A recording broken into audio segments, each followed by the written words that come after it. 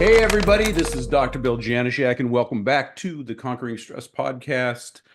And this is what we're talking about, everything stress. And stress is physical, chemical, and emotional. You're going to hear me talk about that time and time and time again, because it is. Everybody asks me for the secret weapon, the magic bullet for stress. And it is those, there's lots of things under those three categories. It's, how you're moving, the chemicals that we're taking in, the toxins, our diet, nutrition, and our mindset. And each of those has a rabbit hole that we love to go down to, because it's not about getting the high level thing. At no time in history have we had more resources at our fingertips. We can Google just about anything. I can order a pizza, a car, or a wife, and I can have them all here in 24 hours, easy peasy. But at the very same time, we have less direction, because the rabbit holes are getting deeper and deeper and more windingly. We bring you this Conquering Stress podcast because I don't like the easy peasy, eat right and exercise, get more sleep, and do, like, yeah, you should be definitely be doing all that stuff, but the devil is in the details. And so when I find somebody that I really resonate with, and there's something like, oh, that really adds to, I want you guys to hear all this stuff. We've done that real recently. If you're binge watching this or binge listening to this, a lot of the fitness stuff. But even in fitness, we hit a big thing about what's going on between your ears. And for those listening, I just pointed to my ears and I was talking about my brain. So a couple months ago, I was at a conference, and it was uh, uh, the law of attraction, and there was a speaker there, and I went, oh shit. I said, that's good stuff. And I said, you got to get back over and talk to my homies on the podcast. And she's really busy. She's got a new book that we're going to talk about. But I wrangled her down, and we have her today. And I want to introduce Dawna Campbell. Dawna Campbell is they call her the mind whisperer, because uh, through her speaking, her podcast, her books, her engagement, and everything, we're talking about, she's dealing with the subconscious, and where we're going to be getting, instantaneous results that you can see. And that's what she does. And she's written several books, but her most recent is The Abundant Soul. And it's taking the principles, the key principles, and kind of dialing them down so that they're not only usable, but they're usable for you. And I wanted to bring her on. We're gonna open up a conversation, and we're gonna dive deep into her head and see what we're gonna pull out. But I want you guys to grab a pen and pencil and some paper, and take some notes, because I think you're going to get some stuff that you might not have heard before. So, hey, Dawna, how are you doing today? Great. And thank you so much, Dr. Bill, for having me here on your Conquering No, Stress. thank you. I mean, like, I'm stoked when I heard you speak, and I heard I saw you mesmerize the audience. Just not only you're a great speaker. You know, I think everybody in the space had heard about your book, and it's brand new. And I know that you're traveling around the country and the world, and making the waves. And this book is really coming out, and I wanted to be part of it. So I really appreciate you. And I'm gonna try to not tangle up your whole day, but I have so many questions to ask you about what's going on. But tell us about first of all, tell us about your journey. How did you become you, and what are Yeah. you doing? And that's always a good question to start off with. And we'll create a short story around it, because when you're a little kid and, people ask you, what do you want to be when you grow up? You say things like a teacher or a doctor or a lawyer. Nobody says, oh, hey, I'm going to be a healer or a mind whisperer, or words we've never heard before. That just doesn't happen. I think our life purpose finds us. And through my own life events, which created significant change for me, I got into the realm of science, metaphysics. How does the body work? How does our mind work? How do our emotions work? What does it all have to do with me? So for myself, there was a period of time I was a financial advisor and a managing principal of an investment firm, and I was responsible for over $500 million. And I had 3 offices in 4 offices in 3 states. There we go. And all at once, I had a lot of stomach pain and I couldn't figure out what was going on. And Western medicine was not able to determine what was wrong. They kept saying, please come back. And I had everything from a stomach viral infection to acute pancreatitis to here, eat some eggs with nuclear powder dusted on it, and let's see how long it takes you to digest food. And 2 years later, after they removed a perfectly healthy gallbladder, I went to a naturopathic doctor and she did some form of energy medicine, totally foreign to me. And she said this one key phrase, and she said, you're not digesting food. So you don't really have a mucus lining around your stomach. So that's why one day you can eat a strawberry and you're fine. And the next day you can't. So take these $30 enzymes and you will be better. And 3 months later, I did. I was better. But what she said was, because you're not digesting food on the inside, there's something on the outside of your life that you're not able to digest. Don't go looking for it. It will naturally surface. So 3 months later, when I'm healthier, I'm just digesting food. What actually surfaced was the realization and the truth. The truth always surfaces to the top, that my husband at the time was infidelity.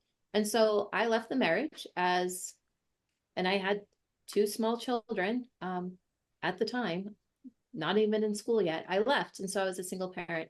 So between those 2 events, my health was gone, my relationship was gone. I decided to move to what they call an ashram. It's a spiritual living community, because I recognized that those 2 things had me in common and I better get my stuff together. And while I was there, I was in a different relationship 2 years later. That person decided to act out domestic violence. I was strangled. I almost died one day. So then I made this promise that if I and my children were kept safe, I would dedicate my life to this healing practice and these things that I was learning with energy and energy medicine and spirituality and metaphysics and science. And so I moved back to where I started. And then the third thing that happened was I was financially devastated also in that process, because it was also the global recession, the first global recession we ever went through. So in a matter of 4 to 5 years, I went through those 3 major events. But because of my promise, and the universe heard me, to this day, I cannot not do what I do, because I made that promise that I would dedicate my life to this pathway. I've had my ups and downs, and I have my share of experiences in that dedication of it. But through the process, I learned how to reprogram a subconscious brain to get you instantaneous results. It's not what you're consciously aware of. It's that deeper 90% of what we're not recognizing. And when that comes into an alignment with what you think and with what you believe on an emotional level, you have instant thought creation 100% of the time. Let me interrupt you, because I want to commentary a little on this, because for the people listening, I want to see the impact. Yeah. And this is exactly why I wanted to have you on this podcast, because I do exactly the same thing. There's I call the dirty hippie side, and then the nerdy science side that goes together. And a lot of people will think that you have to be on one team or the other. And what I tell people, because I get called on this a lot, and the hippie people will say, wow, you're getting really into those scientific literature thing, you're not trusting the universe and the keys that blah blah blah blah. And then the science people will say, well, that sounds pretty woo woo woo. Oh, you're one of those people like that. And what I explain to both sides is, the more you know about each one of those, it better explains the other, because they aren't. And like I said, even when I start every podcast out, I say it's physical, chemical, and emotional. And emotions, you can't hold an emotion in your hand. I can hold a brain in my hand, I can hold a bicep in my hand, and I can hold a tuna fish, a steak, or an egg, and we can see those things. We cannot see an emotion. We cannot see our subconscious. We can't hold our mind. Our mind is not a thing, but it's energy. And so for all y'all listening, before you started going like, well, she had me at lots of money and like that, but she's going woo here. I want you to stop back and think about who she was and what she was doing, because if you resonate with that and see how the life had changed and how she put that together, because it's going to be very important to understand those two things, that they're not separate. I get a lot of people calling me out, well, if you do that, then you're not a Christian. I'm like, oh, well, because I smelled incense in your house. I said, I smell those at the church too. And so we kind of get caught up in our dogma. So I just wanted to comment on that, or give some commentary on that, because it is, until you go back into the mind and the subconscious. And I want to remind people that our subconscious brain is 99.996% of all the input that we have in our Correct. being. And we're trying to run our lives on 0.004%. And the last thing I want you to understand is that, Stephen Hawking's and Einstein and Tesla, they're all talking about quantum energy, the energy fields, what we're having. And it's the same thing that the ancient shaman, the Hindus, what we talk about, they're both talking about the same thing. Mhm. One just has a mathematical model to prove it to themselves, and the other may have generations of results, and they don't have the Correct. model, but they're all talking about the same thing. So I'm I go ahead. I just I No, wanted to make you're sure people absolutely grasp at that right. clearly. You're absolutely right. And it's a blend of both things, because science is now catching up to what we've always known intuitively. And everybody does it intuitively anyway. You cannot not do it. I'll explain that. But science can now measure through the different instruments your own energy field, or the energy field of a plant. The research is out there, the scientific studies are out there. There are books out there on all of this. Um, so with ourselves and our energy field, you can see or read the emotional components in the energy body with what we've known intuitively. You do it all the time. You're walking down the street.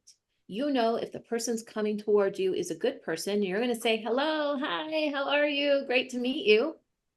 Or you know it's not a good person and you're going to cross the street because you don't want to be near them. You already made that judgment on an intuitive level, and your brain may or may not have registered anything, but you took action. You don't even know why you took action. So you're already doing it. Same thing with office meetings and anywhere that we go. So it's that natural sixth sense, but now science can measure it. So you're absolutely right. And then on an emotional level, what happens is if you're really happy and joyful, people know that. If you're angry, guess what? People know that. If you have stress, people know that. And each of those emotions have different effects on the different body systems as well. Yeah, Definitely absolutely. great. Yeah. So when did you come out of the closet and say, you've had these experiences? When did you go over and say, shit, I promised to the universe that I'm going to go study and find this out? When was your first step out into public and uh, getting on your soapbox and telling the good news to the world? Right. It's come in stages. So after that one event and I got to safety and I moved into a friend's house for a short period of time, it was maybe 2 or 3 days later. And I was sitting there and I was writing in a journal and I went, I just made this promise to the universe that I would dedicate my life to this style of living. I don't know what that looks like, but I better go do it, because you need to fulfill your promise, especially when you make a promise to God or creator or whatever word you want to use for that. And so I started joining a couple of different groups, holding myself out. I had already studied Reiki. I was a Reiki master. That was the main thing I knew how to do. But then as I started moving into that realm, your gifts, talents, and abilities magnify, and we all have them. And then it's just the awareness around your own gifts, talents, and abilities. So things started shifting and changing and taking off into other directions for me. I studied a lot of Western healing modalities. I studied Eastern philosophy. I studied with Buddhist monks and medicine women and yogic healers because the universe would just synchronistically align. Here, meet this person, learn from them, and we would part ways. But they would always energetically pass along their gifts. And the more I started studying, the more I started doing. I spent 10 years within one healing modality as a practitioner, as an instructor that gave me a good, strong foundation. And now I've taken that I call myself as a healer, but a lot of people have different definitions of what that really means. And it's really holding the space and the energy space to optimize the healing for the other person and to be a channel for that person to bring the energy that's needed for them to overcome whatever it is that they're working on.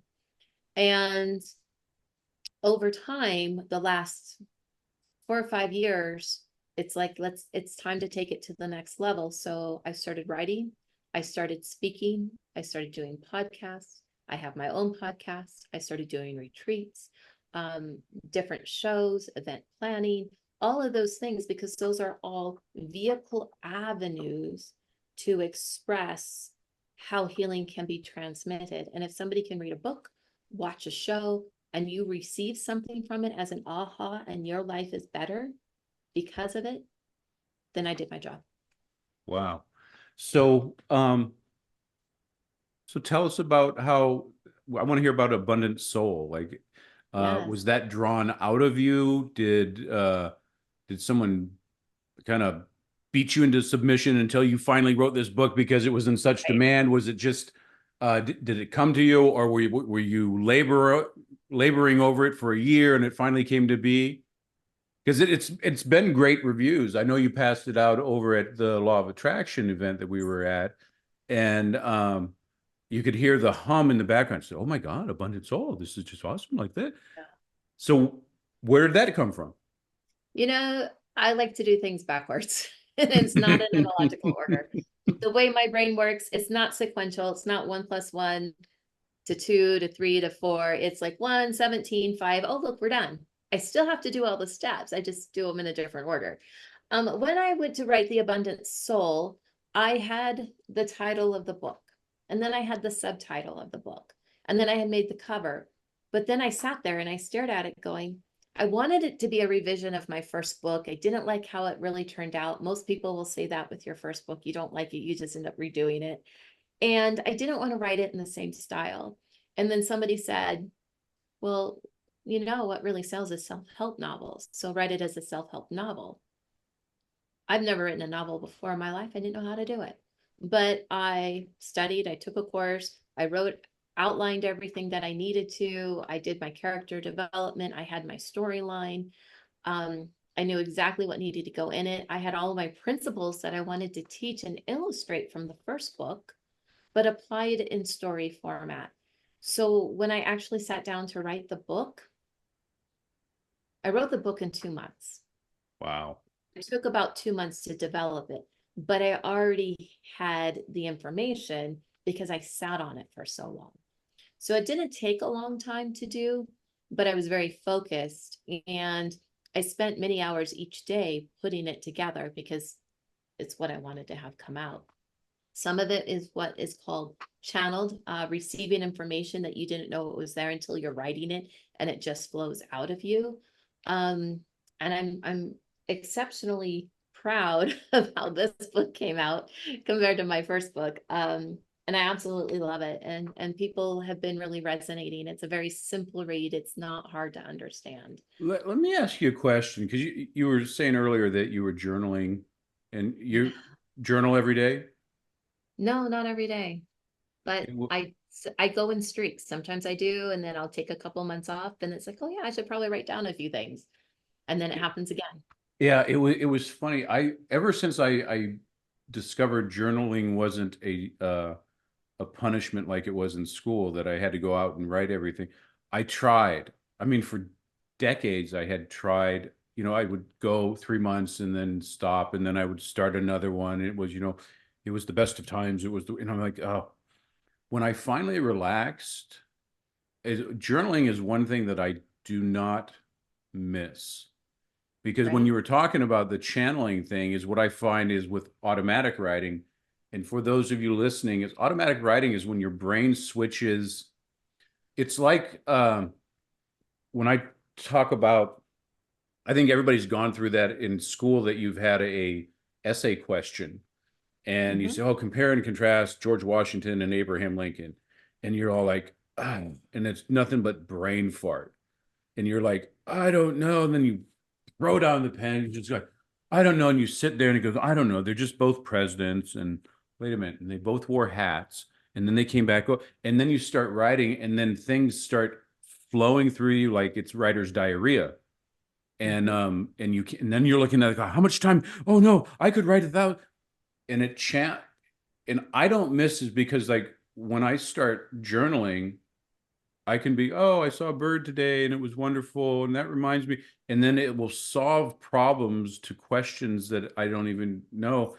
So in that 10 or 15 minutes or 5 minutes that I'm writing, um, I'll do the same thing. And I have lots of little books that I'm going, and it'll sit there, and I call it simmering. It'll just simmer there and I'll look at it. I'm like, nothing today. And then all of a sudden, like in 2 hours, it's written. I mean, these are little books, but I was wondering, was that kind of how your book, Abundant Soul, came? It did. Yes, absolutely. In the exact same way. And what I absolutely love about journaling is that you can have a thought or an idea, you can start writing about it, but I usually set like a little intention or a question I want answers to.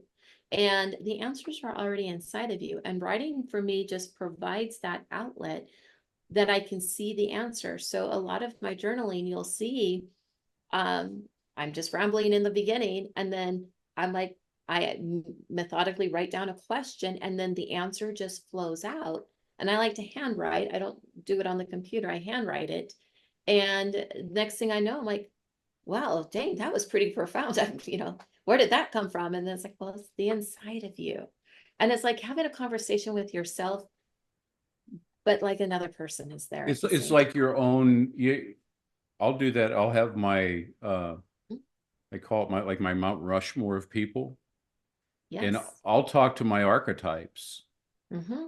and I'll, in my hippie archetype will go, well, just let it out to the universe. And then science guy will come over, and then warrior guy will come over and says, no, you must kill them all, and you have to.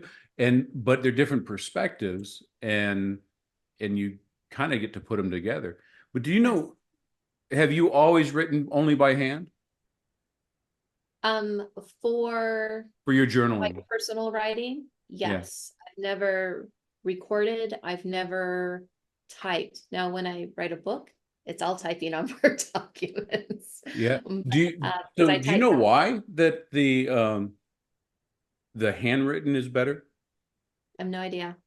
So it's interesting. So this goes from the mind to the neuroscience, and where they kind of put together is that the brain understands curvilinear lines. So if we, and for those of you listening, I'm making the cursive small letter A. But if you write an A, the brain knows that combination as an A or an ah, that, and you start to get to spread out the neurons. Oh, And the interesting. curvature linear lines are the same makeup as a neuron, and with its Wow. dendrites. So the brain doesn't know whether you're typing because it's binary, click, click, click, click, click. It doesn't know whether you're typing the word the, or the word end, or killer. Has no idea.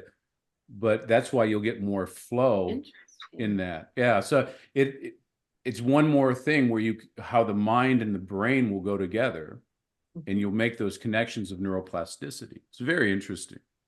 Wow. Had no idea. No idea. I just knew that I always wrote by hand. Well, thanks for coming. Don't forget to click and subscribe for more tips and tricks on Right? so then the book was the law of attraction play. Was that the first time it was released? It was released earlier in the year, but the first time that I had given it out, sending it out to people, and sharing it. Yes. So what's the feedback that you're getting? Because the story I was talking to you offline about, um, that's impactful because it's like for a lot of people listening, maybe you read like Richest Man in Babylon, um, or the E-Myth was another one that was kind of put together in that format, and it is easier because it's edutainment at its best because you're into the story, you can see the characters. You had mentioned that everybody's going to see a character in themselves, and then you get to when you're reading a story like that, you're giving each character a voice, and but it's through your own filter, so now it's personalized. Once Right. people have read your book, because I mean, just to hear you speak, we know that your profound wisdom and life thing, and you come across really good. What's the feedback you're getting from your book? The big thing is first, a lot of people, thank you for the larger font. So I have to laugh at that. And it's like, yeah, me too. I don't need glasses when I need to read it. But that aside, joking aside, um, I get questions like, how did you come up with the characters' names? Like, because the main character, her name is Crystal, but it's spelled differently. And it's actually a Greek spelling of the name because I wanted to bring in a little bit of that heritage with it, because I had just come back from Greece myself, and so that was one of the key aspects that came through energetically. But the mentor in the story is her name is Sita, but it's a Buddhist name, and it means mind of the heart. And so when I was looking at it, the character's modeled after a medicine woman that I had studied with, and the whimsical nature of her is in that, although the stories are different. And I really wanted a name that would portray what that would be. And what better name than mind of the heart? Now, there's different interpretations based on different sects of Buddhism. So there was research that went into this. But some of the reviews and things that our people are saying, in addition to ease of read, was what they received in it because they saw themselves in the story, but then they were able to take this one piece of wisdom and then apply it in their own life, whether it was one piece or 20 concepts that are in there. And they really saw how like the stress and the chaos and the worry of the world, even financially, impacts their lives. But if they were in this other mindset or this other energy, or they raised their vibration, how much easier things came, and then how abundance flowed into their life because they changed their physiological side emotionally. Now that's my interpretation of what they said, and I use bigger words than what most people write. But Uh, it's I really get this that. emotional journey to change, and they're getting it on such an easy level. So let me ask you then, because what I'm hearing, and again, I'm filtering this through my experiences. When Mhm. I read Richest Man in Babylon, or there was like the Millionaire Barber, and a Mhm. bunch of Other the stories like The Alchemist, yes, I mean it's all all the of those. same thing. Hmm. I found them, they were some of the first books that when I got into any personal development, anything mindset stuff, uh, the other stuff was kind of like, it was like, okay, yeah, think positive. And that was kind of like generic. But when I read the stories, it kind of explained as it go. Would you say that this book was written for people entering into the space or curious about the space? Or is it like you're in the middle of your journey and you're going, okay, well, this clarifies something. Who do you think, or who did you write it for? Both audiences, actually. So if you were reading it and you are new into the personal development space, you're going to understand and take in the principles that you need to have for you, like how happiness really is on the inside. Wait a minute. If I shift and change and I'm in this space and I'm more at peace than at stress, then this is the good thing that happens. And if you're in that middle of the road or a little bit more advanced when you read it, you're going to know that you can actually intentionally program your own feeling. and have that understanding. And then at the end, there is a cliffhanger because there will be more books. But my favorite chapter is chapter 19, when the main character realizes everything that she just went through was already inside of her. Now, if you're brand new, you may not understand that concept, but when you reread it, maybe a year later, you're going to get it on a different level because it's multi-layered, multi-dimensional within the book to what. So it's meant for everybody, no matter where you're at on your own personal journey. And that's how it was written. And that's some of that channeling, journaling part that came through. Isn't that amazing though? Because like, so anybody listening or following anything that I've ever done on the non-physiological side, no, I'm a hero's journey guy. Mhm. And it's the same concept in It the is. hero's journey. If you're a muggle and you've never heard of this before, that hero's journey was a what they call the monomyth, was studied by Joseph Campbell, who was a professor. I forget what college it was in New York, but he traveled all over the world looking at different cultures and different, um, all different cultures throughout the millennia, and found this singular story. And it, there's lots of steps to it, but it comes down to the point that the hero, everything that they have was already inside of them, and the whole journey was exactly to find out how to pull it out to bring it to fruition. Yeah.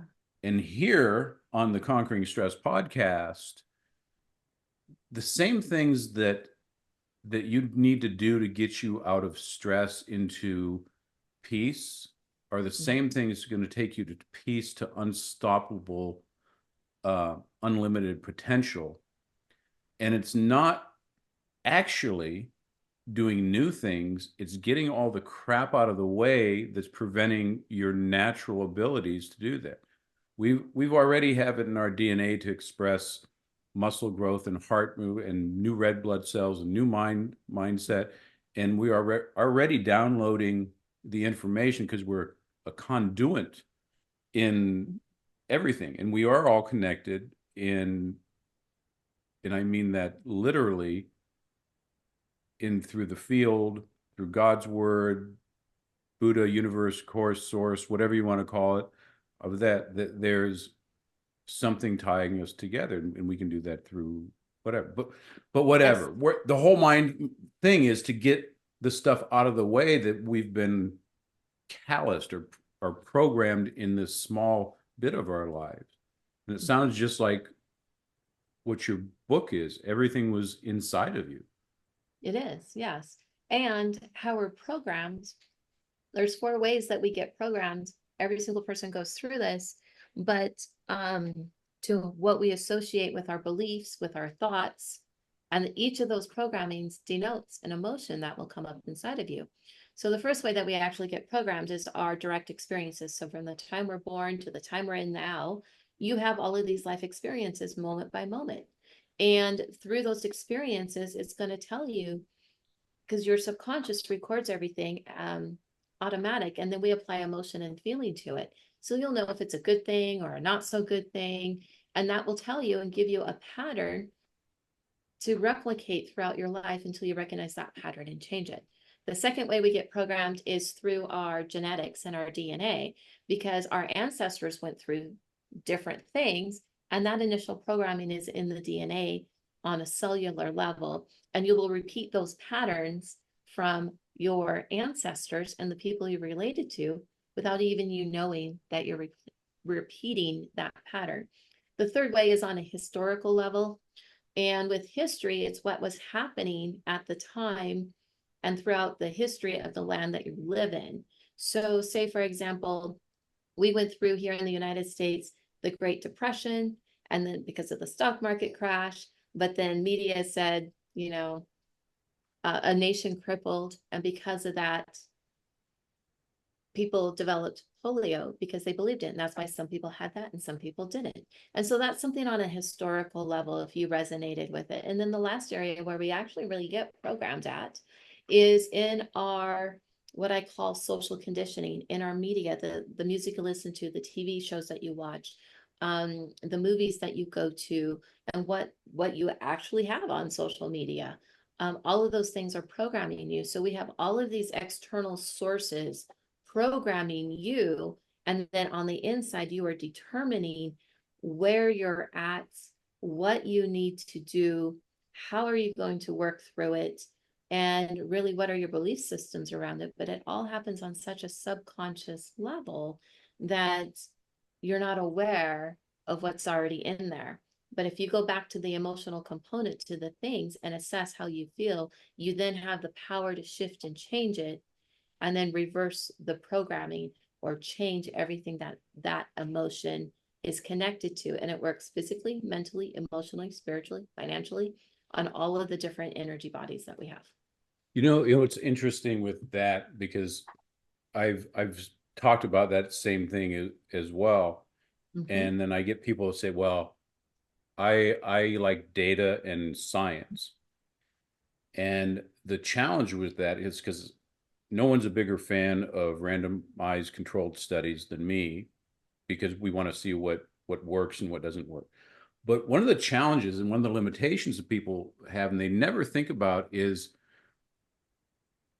it depends on what we're studying, because our environment and our beliefs and our values as our society will tell us what to study. Mhm. So if you are studying whether rats get fat if they eat carrots or not, um, Right. you have to first ask the question. One is there's a presupposition in there and a belief that's going that they either do or that carrots do or don't, when it may have nothing to do with the carrot or the rat. It may have to do something with the rat's parents' upbringing, because they were in some perfectly good alley eating old pizza and they were captured and traumatized. And so they therefore were expressing a Yep. gene element that they brought down in the DNA in that. So while you're having, this is why science is a verb, because it changes. You remember when eggs were great and then they were bad and then they were good again. Now they're great again. And then And the now you whites were just want good. chicken blends or organic blends, but skip the free range Yeah. ones. Yeah. So it's very interesting because we don't know what we don't know. And then if it Exactly. never becomes to our awareness, we can't work on something that we didn't know was there. And I go through a time and I go to the basics, things that we never think to question. Well, of course it's sunny and in July in California. Duh. I mean, well, why is it there? But it's sunny everywhere. No, that's only my experience.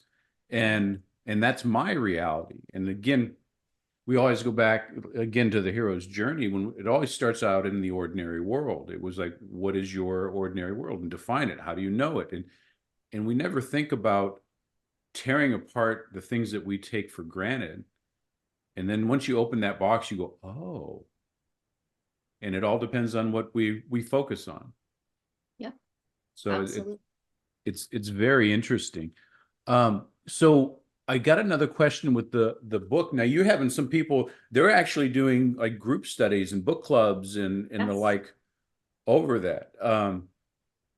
Is this something that's popping up all over the country? Or are you sponsoring them, or are other people just going, hey, let's study this book together?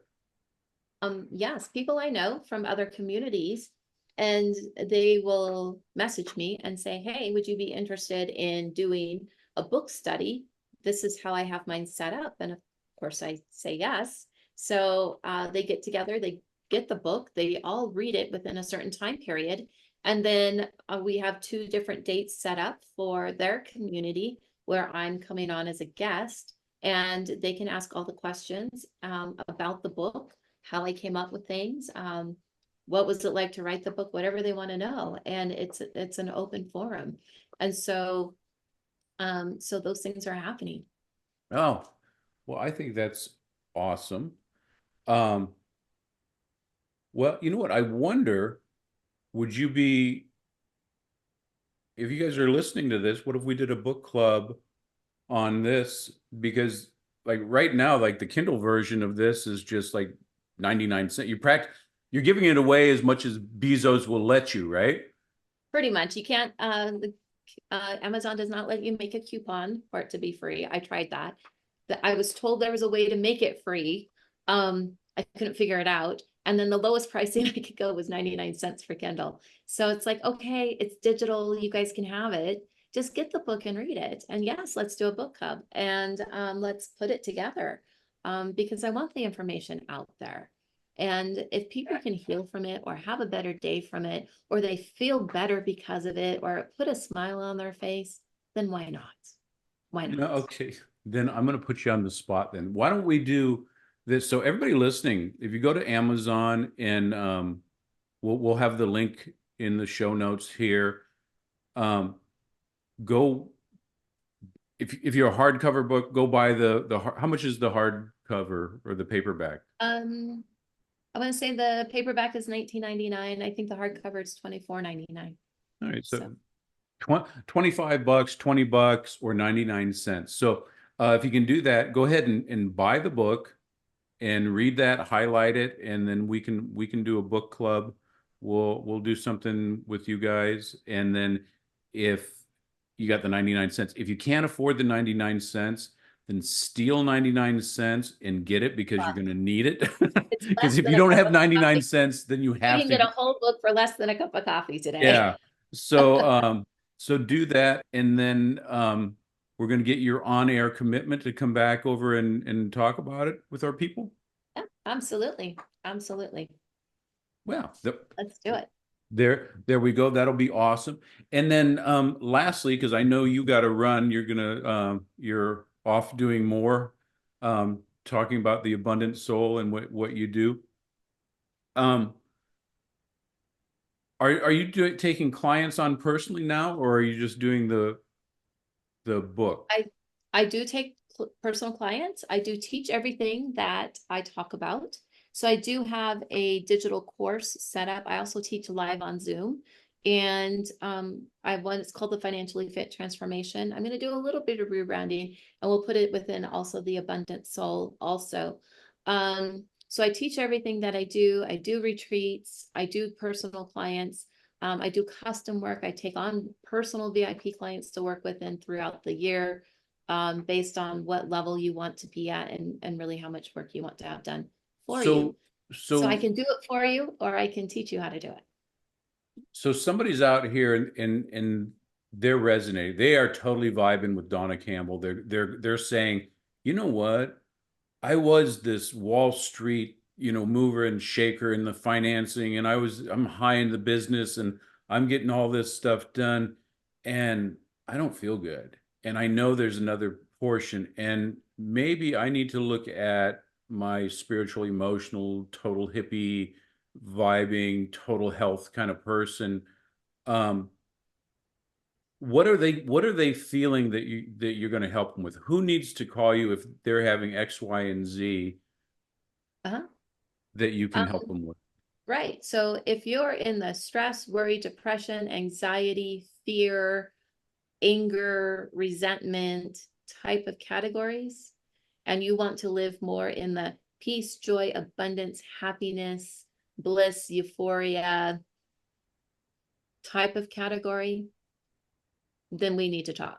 If you have health problems, such as diabetes, cancer, Crohn's disease, IBS, anything in the digestive system, anything in the endocrine system, um, anything in the respiratory or circulatory system, then you need to call me because each one of those systems has emotional components. When we shift out the emotion that's holding it into place, which might have been something programmed from when you were like 3 years old, guess what? Those symptoms leave.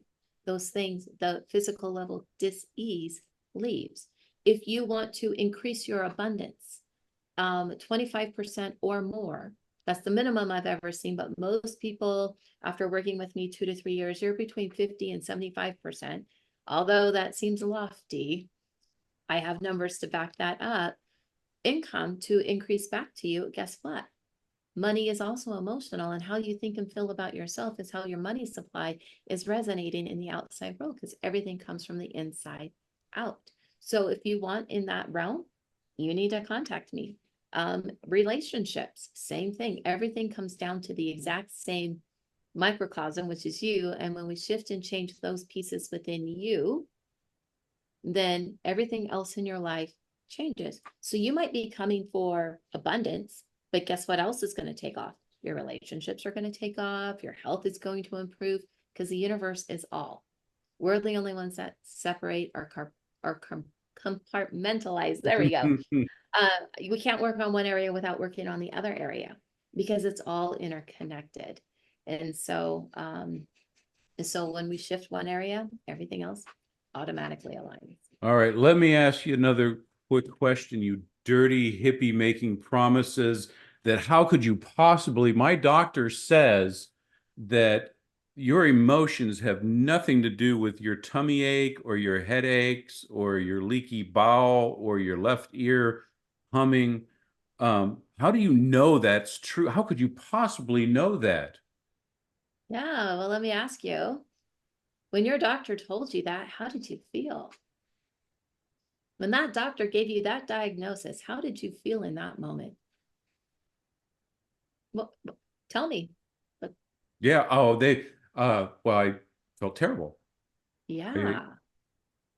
I was So not, what emotion comes up when you feel terrible? well, What you heard feeling? it here.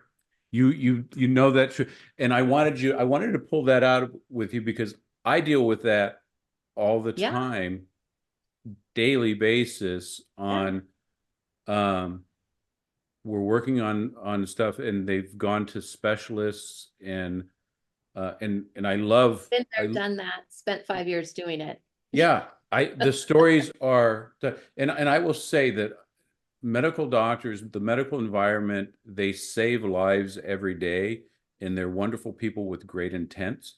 And if you're ever hit by a bolt of lightning or a truck or a train, or you're having a heart attack, or it finally comes to the point that they're going to save you from whatever, they're going to do that. They don't really have any business in chronic disease because it's not the same. It's heroic medical treatment to save lives. And sometimes I can't believe what they're telling their patients. And the Yeah, problem is that they're sitting there in the big medical church where they go into this abundant building with an authoritative figure in a white coat with a stethoscope that's very strong in their beliefs, and they're speaking on to someone. yeah. And I want you to listen to just what Dawn had said was that how did you feel? And if you felt like that for years, decades, how is that going to affect your body? If you do not believe that your emotions affect your physical health, um, Well, and you, here's the thing too. I was my own first client. So in addition to all of those things we talked about in the beginning, um, I remember because I had my second child, I was wanting to release the excess weight that I was holding on to. I went to the gym 5, 6, 7 days a week. I had a personal trainer. I ate right. I counted my calories. I put everything on a sheet of paper. And after a year, did not lose a pound. I was also getting sick at the time and not being able to digest food, which I did not know about. But I changed gyms, changed diets, changed trainers. Another 6 months, did not lose a pound. The truth surfaced to the top. I learned about the infidelity of my marriage. He left. I started getting right with myself, and I decided, well, I'm going to quit the gym. I'm going to quit my training. I'm going to quit my diet. I'm going to eat whatever I want, but I'm just going to be happy. And because I was no longer living in an angry energy field and internalizing the anger, especially when I ate, and I quit everything and he was gone, 40 pounds fell off my body in 3 months. mm-hmm. Now, there's a great book, an amazing book. It's a scientific medical book. If you'd like to fact check me on anything, it is called the Integrative Medicine, the Scientific evidence of integrative medicine. And the first half of the book is all of the medical stuff and how the brain works and the different effects of the brain. And it's heavily footnoted, so it takes a really long time to read. And then the last half of the book is all of the different types of natural or holistic therapies you can do to reverse any of your conditions or the things for natural healing. And it's an actual textbook. I can tell you it's probably a book that's about 1 to 1.5 inches thick, probably has over 700 citations of the research that went into it. So you can fact check me.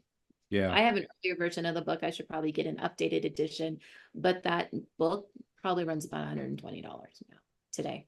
Yeah. And that's exactly it. And for the people that are programmed to look for data, there is data out there. There's data on everything else. And it's suppressed. Yeah. It's suppressed over because like we can't use the word heal or cure when we're dealing with anything healthy. Legally, we can't do that. So it's binding a paradigm of thought. And it wants to keep you in the corner to keep doing that stuff. So I'm just going to have people come back over there. If this is resonating with anybody out there, we get all the information of it. You can contact Dawna. I want you to go back out and go buy the book, read through that. You can message us here, and then if you guys want to put a book club together, we can facilitate that. And then we're going to drag Dawna back over here, answer all your questions, and call her out on her holistic living and just watching for abundance. Because one of the things that I see all the time is just this mediocrity. And, you know, one of my favorite quotes is the massive men lead lives of quiet desperations and they die with a song in their heart. It's because they never do the work, or they've never been introduced to a way out that really made sense. This makes sense. And if this resonates at all, dive in head first and dive deep. So any closing words, Dawna, you want to share with us?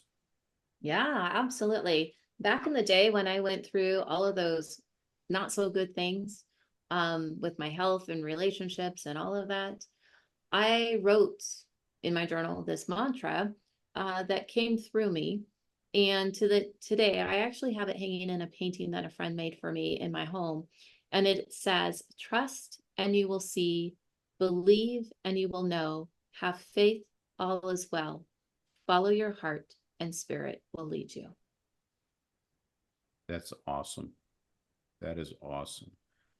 So everybody here, thank you for joining us again on the Conquering Stress podcast. I want to thank Dawna Campbell for coming in and enlightening us with the abundant soul and all her personal journey and the work that she does. You can Google her, you go check her out. I know that she's going to be going on tour, doing a lot of different events. An amazing speaker, amazing communicator, amazing healer. And it's just something that somebody that you automatically resonate. She doesn't, you know, pull you into her. She attracts you just with her being, her authentic being, from whether she's on stage or she's off stage or she's on the phone, or you know, you're parked next to her in a grocery store. She's walking her talk and talking her walk. So reach out to her if this resonates with you. Again, dive in with both feet. This is Dr. Bill Janishak, your Belinda Family Chiropractic, on the Conquering Stress podcast, and we are out of here. Catch you next time. Don't forget to click and subscribe. We're actually going to get this message out to more and more. Bye-bye.